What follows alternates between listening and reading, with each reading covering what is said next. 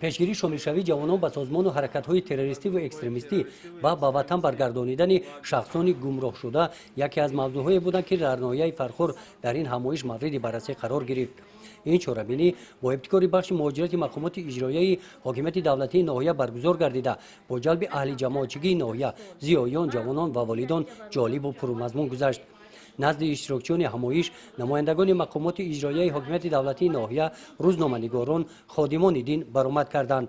онҳо зикр намуданд ки мо насли калонсол бетарафӣ накарда бо ҳисси баланди миллӣ бояд ки ҷавононро дар рӯҳияи худшиносиву худогоҳӣ, ватандӯстиву ватанпарастӣ ва садоқат ба ватан, миллат ва обу хоки ин сарзамини аҷдодӣ ҳамчун гарави амнияту осоиши ҷомеа, пешрафти давлат ва ободии имрӯз ва фардои Тоҷикистони соҳибистиқлоламон тарбия кунем.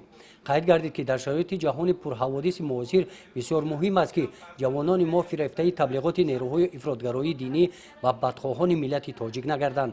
онҳо бояд ҳамеша зираку ҳушёр ва барои ҳимояи манфиатҳои халқи тоҷик ва давлати тоҷикон омода бошанд. ҳамзамон аз модарону бонувон даъват ба амал оварда шуд ки дар риояи қонунҳои миллиамон дар бораи танзими анъана ва ҷашну маросимҳои динӣ ва дар бораи масъулияти падару модар дар таълиму тарбияи фарзанд боз ҳам фаъол бошанд.